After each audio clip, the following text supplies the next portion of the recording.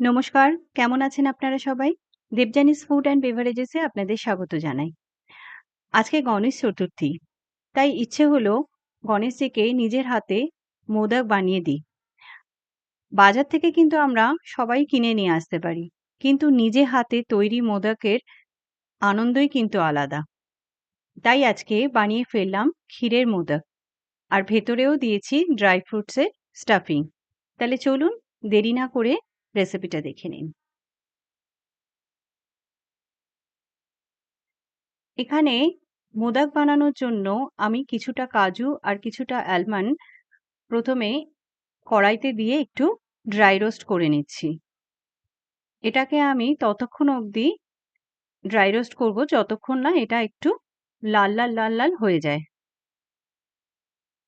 এটা দেখুন মোটামুটি ভাজা কিন্তু এটা হয়ে গেছে। এর মধ্যে একটু কিন্তু বাদামি রং ধরতে শুরু করেছে অলরেডি।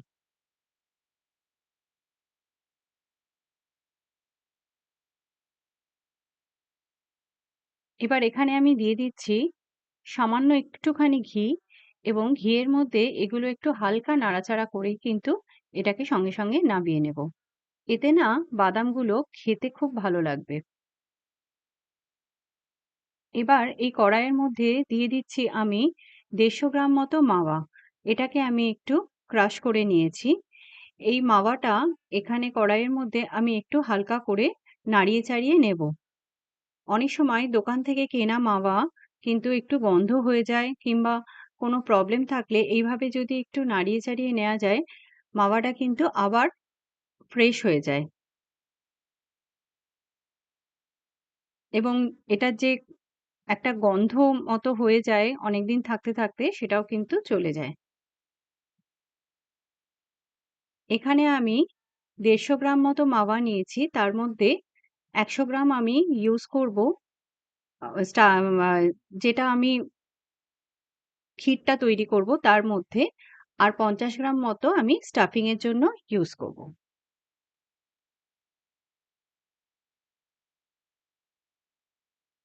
এটা দেখুন হালকা একটু কালার ধরতে শুরু করেছে। এই অবস্থায় অবধি আমাদের কিন্তু এটাকে একটু নাড়িয়ে চাড়িয়ে নিতে হবে। এটা কিন্তু এবার নামিয়ে নেব। এখানে আমি ক্ষীরের জন্য নিয়ে নিয়েছি ১/২ লিটার মতো ফুল ফ্যাট মিল্ক। এর মধ্যে আমি দিয়ে দিচ্ছি ১/৪ কাপ গুঁড়ো দুধ। আমি কিন্তু এখনো ইন্ডাকশনটা চালু করিনি। তার আগেই আমি এটা মিশিয়ে ভালো করে বিটার দিয়ে এটাকে নাড়িয়ে দিলাম। এবার আমি ইন্ডাকশনটা চালু করব। এই গুঁড়ো দুধটা দেওয়ার জন্য এখানে আ এটা খুব তাড়াতাড়ি ঘন হয়ে যাবে দুধটা। প্লাস এটার টেস্টটাও কিন্তু খুব ভালো আসবে। এই দুধটাকে নাড়াতে, নাড়াতে বেশ ভালো মতো আমি ঘন করে নেব। যতক্ষণ দুধটা ঘন হচ্ছে, এখানে যেই বাদামটা ভেজে রেখেছিলাম এটা ঠান্ডা হয়ে গেছে। এটাকে খুব ছোট, ছোট, ছোট, ছোট করে কেটে নেব।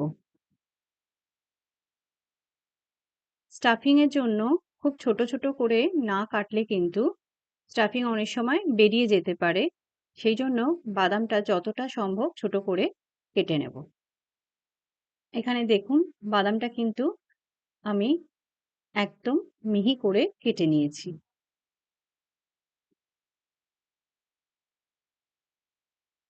এখানে দুধটাও কিন্তু আমার অনেকটাই ঘন হয়ে গেছে। এবার এখানে আমি ১০০ গ্রাম মতো মাওয়া এড করে দিলাম। মাওয়াটা যেহেতু একটু ফ্রাই করে নেওয়া হয়েছিল সেইজন্য একটু শক্ত, শক্ত হয়ে গেছে। কিন্তু কোনো ব্যাপার না। এটা একটু হালকা করে চেপে, চেপে, চেপে, চেপে দুধের মধ্যে মিশিয়ে দিতে হবে। এটা কিন্তু আস্তে, আস্তে ধীরে, ধীরে গলে এটা নরম হয়ে যাবে এবং মিশে যাবে দুধের সাথে।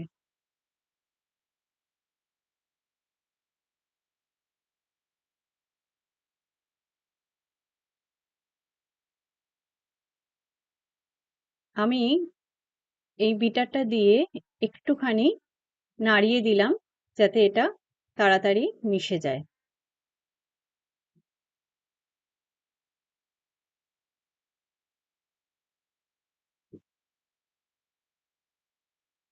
এখানে মাওয়াটা মেশানোর পর অনেকটাই এটা ঘন হয়ে এসছে। আমি এখানে দিয়ে দিলাম এবার পরিমাণ মতো চিনি আর দিয়ে দিলাম সামান্য একটু এলাচ গুঁড়ো। এবার এটাকে ভালো করে মিশিয়ে একদম কিন্তু এটাকে ঘন করে নিতে হবে।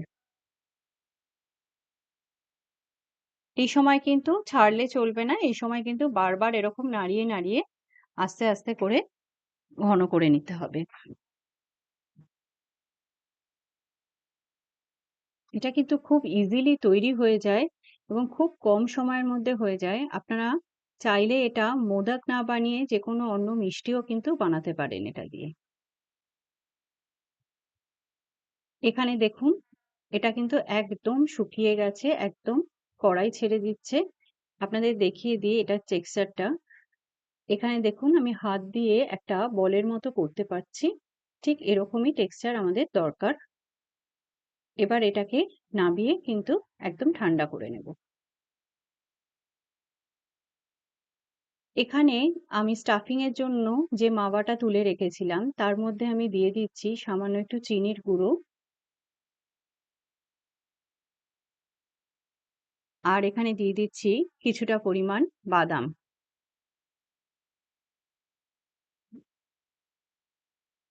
এখানে দিচ্ছি সামান্য একটু এলাচ গুঁড়ো আর দিয়ে দিচ্ছি খুব সামান্য একটুখানি ঘি। এটাকে ভালো করে সবকটাকে একসাথে মিশিয়ে নেব। এভাবে একটু হাত দিয়ে চেপে, চেপে ভালো করে স্টাফিংটা মিশিয়ে নেবেন। আমার কাছে মোদকের এই ধরনের মোল্ড আছে। আজকাল সমস্ত জায়গায় কিন্তু এরকম মোদকের মোল্ড কিনতে পাওয়া যায়। আমি সামান্য একটু ঘি এর মধ্যে লাগিয়ে নিচ্ছি। আর এখানে দিয়ে দিচ্ছি সামান্য একটু পেস্তা কুচি। এবার যে ক্ষীরটা আমি তৈরি করে রেখেছিলাম সেখান থেকে কিছুটা পরিমাণ নিয়ে এখানে এভাবে প্রেস করে, করে দুটো দিকেই আটকে দিতে হবে।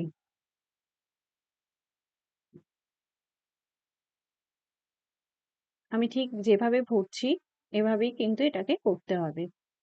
এবার মাঝখানটা যেই হোলটা আছে ওখানে ভালো করে স্টাফিং ভরে দিতে হবে এবং আবারও কিছুটা পরিমাণ ক্ষীর নিয়ে এভাবে একটু চেপে প্রেস করে, করে এটাকে খুলতে হবে। এই দেখুন মোদক কিন্তু একদম, একদম তৈরি। খুব ইজিলি তৈরি হয়ে গেল না? আমি আরেকটাও আপনাদের জন্য করে দেখাচ্ছি। আমি একইভাবে এটার মধ্যে একটু পেস্তা ছড়িয়ে দিলাম আর এভাবে চেপে, চেপে ক্ষীরটাকে দিয়ে দিচ্ছি। এবার মোলটা আটকে নিয়ে ঠিক মাঝখানে এভাবে একটা হোল করে তার মধ্যে স্টাফিংটা দিয়ে দেব।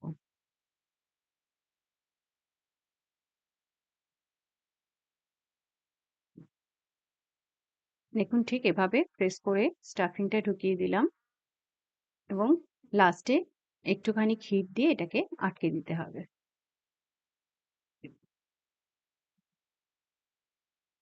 দেখুন তৈরি হয়ে গেল খুব সহজে মোদক।